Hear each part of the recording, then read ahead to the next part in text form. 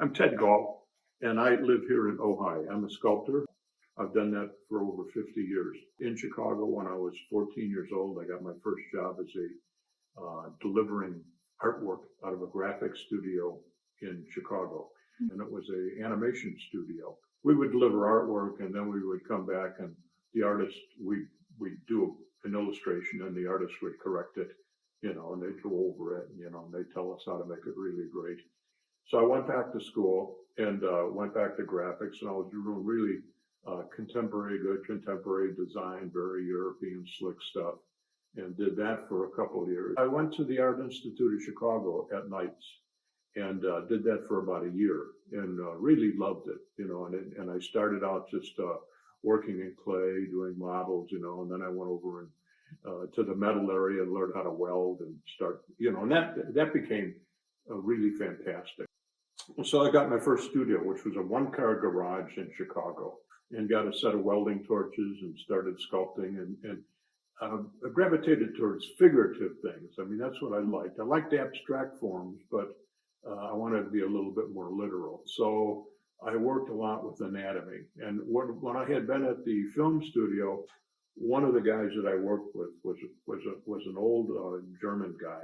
And he's told me my anatomy stunk. It was really bad. So he gave me a Gray's Medical Dictionary, and he said, study this. And I did. And it turns out that, when I was 25, he was 65, and so when he apprenticed in Germany, he had to work on cadavers and things like that. So he knew what he was talking about. So it was good experience.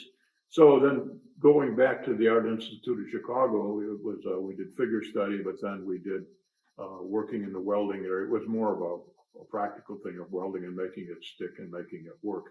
And then I just pursued it. I loved it and started doing art fairs. I came up with a series of heads. They're small pieces, and they're very narrative. They tell stories, and they open up, they articulate. They're kind of great. So if I had done this in steel, it would have been one. Okay, so I learned to do it in wax, and I developed a head that could be used for other pieces too. So now I just learned to design all the other shapes, and I would rebuild a piece each time. So it's not often you're looking to see a number 1 of 500. These are one of one. I never, I'm changing each one. Nothing is exactly the same thing again. And so this is just a process I've learned since I've lived out in California. And I've worked with one gallery for 30 years, and they've done things for me that are 15 feet tall or do pieces this size, and they're great. The detail is outstanding and they do a good job. I've been a filmmaker. I always thought that there was a way to put films inside my pieces of the piece. So I met a young guy, and I came up with an idea to develop a computer that would fit on the inside of one of these small pieces. And then my background of animation and developing things, I would develop a story, and it would be off of clip art or anything like that, we could you go back into archives and you can get videos, things that are available, and I used all that. And then I have my son, who is now in his 30s, but when he was younger, he and his friends, I would give them the project, and I would give them a storyboard, and they'd turn it into a small clip that put it on a flash drive, and I'd stick this flash drive in a little computer that went on the inside of the sculpture, and then I'd have a video on it. I was approached by the owner, who was an interesting man. He wanted to be an artist, yet he ran a multi-million-dollar company, okay, and they made automobile gaskets. And he found that there was a lot of interesting shapes from the gaskets, and I went there and I agreed with them. It was great. And at the time, I was a graphic designer working in a studio downtown in Chicago. And so the thought of being retained as an artist in residence was really pretty exciting, And the guy's name was Lou Weinberg, really sharp guy. So I went, met him at his company, and he said, I'll build you a studio within the company. And I said, fine, I don't want to work 5 days a week. He said, fine, work what you want. So I worked 3 days a week. And he said, any help you need in the factory, the guys will help you, the engineers, the designers. I ended up doing pieces that were 20, 25 feet long, 30 long, 25 feet high, pieces 8,000 pounds that, had their experience working in big stuff and their pocketbook, to be able to experiment with. And they were very benevolent. They would take the sculptures and they would donate them to local parks, local communities around the area. But it always had a trend. It had a run in it where it looked somewhat like a gasket shape, so I could do wonderful abstract things with it. I love heads. I love identities. And I did a series of hats, and it has a gasket hat up on the top of it. So, but tastefully done and all that. So that was interesting. But being there, I worked with a lot of mechanics and designers, so I learned how to do things that were kind of industrial looking. So that on the back of this piece, it's got typography, which goes back to my graphics. And yet on machinery, they always have some kind of serial numbers or things like that, and they have buttons and things. So it's about questions, and it's about this man changing from his image to another image. It's got an on button, so the computer is inside. I push it, it turns it on, shows it that it's got a full charge, and as it diminishes, these lights go down. Okay, in charge. Okay, so this is a piece, and it's called an image factory, and it's based on a movie that was done in the 30s, and it was a black and white film, and it was about the perfect society, and it was done in Germany. Okay. And so what I'm saying here is that this is the facade of an image factory, and it shows all these different faces, and it really shows what the sculpture is about. It's about this man that wants to change, and all these different faces indicate something other than physical. It might be some part of his personality. It may be make him more loving, more caring, more intelligent, anything. So that's what it's talking about here. So it's an image factory, and it invites you in to look at what they have to sell. And these very small people, this is one of the things that I came up with when I was working with the small one, is to try to show monumental size. So this takes you away from reality. If you look at the tiny little figures, this is as big as a Statue of Liberty. Okay, so that's an idea too. Okay. So now they open, they're articulated. So now we're going to go into the factory. But first of all, this is the guy that thought about changing. He wanted to change. And this is the place that he's going to go now. And you see the screen just came on. So the screen is opening up and it's showing them what's happening within the factory. And it's showing how they've got all these perfect images. And, it shows mechanical things pumping, there's sound in it. And at one point, your picture will be in it because this is a camera. So it'll take a picture of you. They did is they took this one particular woman who was very beautiful, had a wonderful personality, and they tried to clone her. And in doing that, they ruined her, and she became maniacal. So that's what the whole story is about, how their failure to do that. And this has got a little magnet in here so that we do that and it turns the film off. So this one is called the Da Vinci Fantasy. And it's about Leonardo da Vinci when he came up with the concept of flying. And, all artists, he had a dry period. And, and many people do different things to juice themselves up. And in this case, Leonardo put a beak on, like he was a bird, little beak. And he put some wings on his back, so it gave him a feeling. It's the same thing on the small ones. I have the same computer. It fits on the inside. And because of the experience in this factory, all experiences work for you. So working in a factory for 20 years, having a studio there, you learn all sorts of mechanical things and engineering and things like that. So this is a hold access plate. The whole thing comes off in case you got to work on the computer. And there's holes around here that are hidden because there's big speakers on the inside. And so the sound comes out and it actually reverberates, because it's really a nice little computer system. This is Da Vinci, and we open this up. Here's a video. And this is a video I did about Da Vinci designing, and it's called Through the Eye of Da Vinci. So there's always this eye. And it went on to Florence. It showed Florence about that period. And then it starts to show birds. And you equate the drawing against the wings, the muscles of the birds and things like that, and humans. It's all about his life. And then it talks about mythology of Icarus, people with wings, people flying.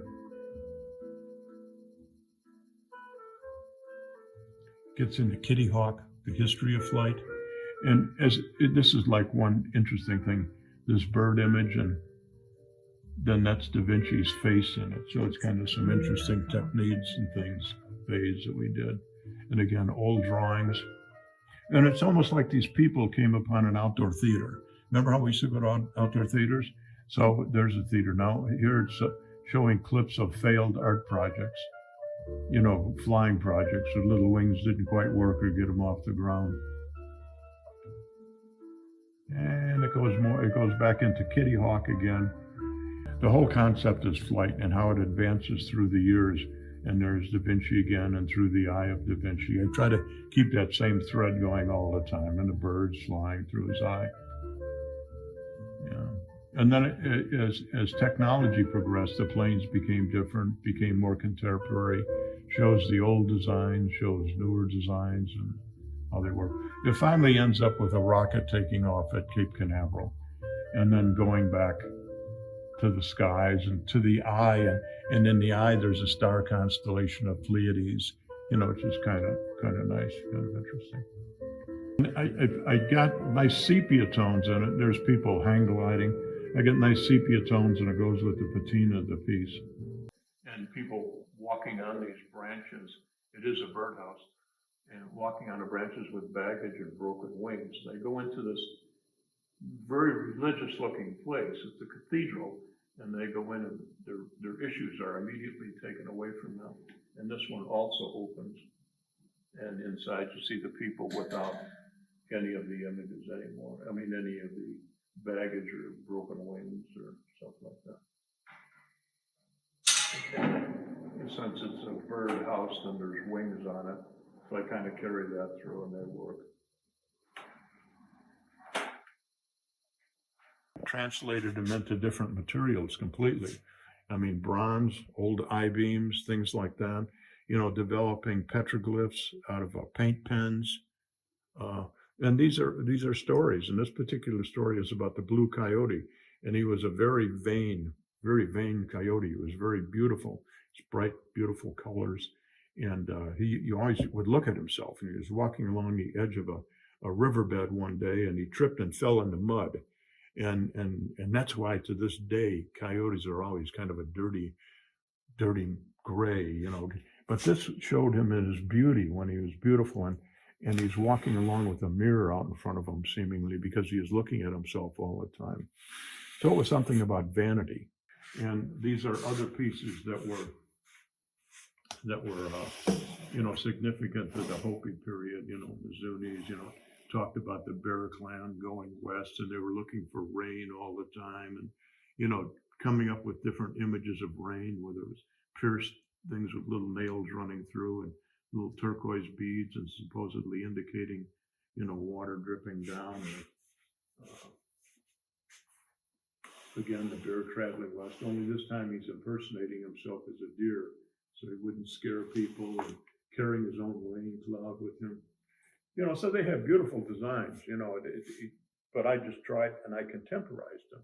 I just changed them. The whole series. This again was the head. This was all out of welded steel, but it was a gasket hat. And this sat in the conference room, and these were some of the gasket shapes. And you can't even see these little fish things that are floating up there. They were made out of all punchings from gaskets, and I put them together and make fish out of them. This is a particular project that I started back about a year ago. This piece was done maybe 6 years ago, 7 years ago. A former client saw it and said, I think I'd really like to have that piece, but I want it large. He said, I want a figure that's 9 feet tall. I wasn't really, I didn't really want to get that involved in a big piece at that time.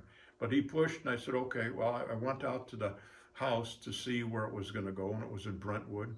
It was a gigantic house, and it had an atrium in it that was a shaft that went from the first floor all the way up through the roof, and it had an enclosure, a glass enclosure. And I said, okay, yeah, I'll do it, because it needed more than a 6 foot. So I was going to do it 9 feet tall. And this was the image that we were looking at. And it's based on collections that I have of masks.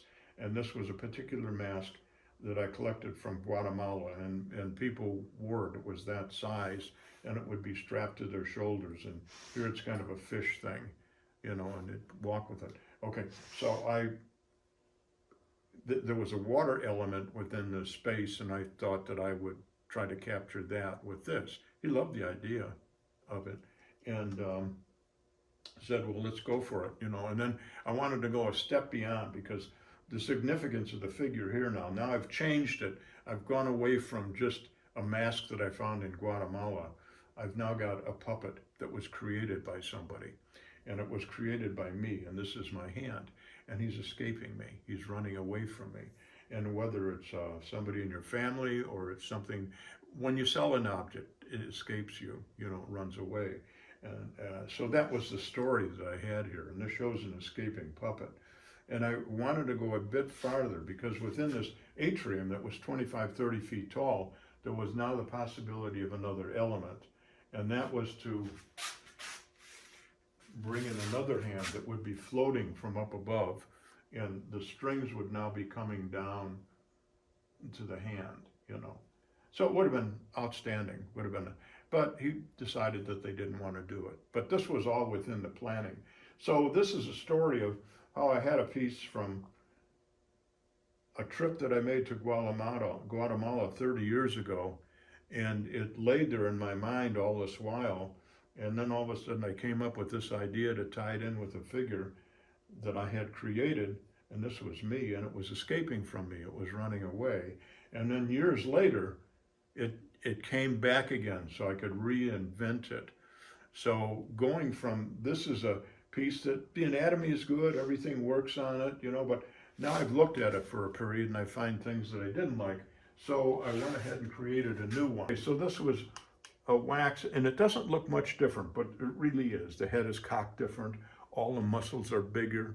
The forms and the legs, I've lengthened the body a bit.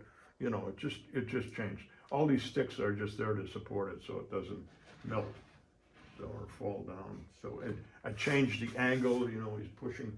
So you can go back and reinvent somebody. You can redo it. You can do a little bit more and kind of make it work for you. And this is when I came in thinking that the possibility of using the other hand, we were looking at it, and I said, well, we can capture. I had a whole air shaft that was going up 25 feet, and I'd have another hand floating up above it, and they would be just as if they were tied around his finger, and coming down. So you can see that these people are walking in on these branches, and they're going into this wonderful house, a place that solves their problems. And then when they leave, they walk away with no baggage. So you can see these figures are now freer and more happy. And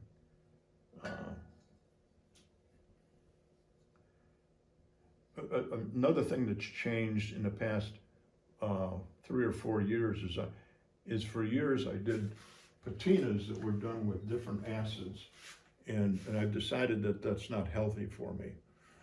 So now that when I do patinas, now they're painted out, and I can replicate things that I was happy with before that I had to do with acids, but which maybe wasn't very good for me, but now I can do with paint, and they're just as permanent and probably better.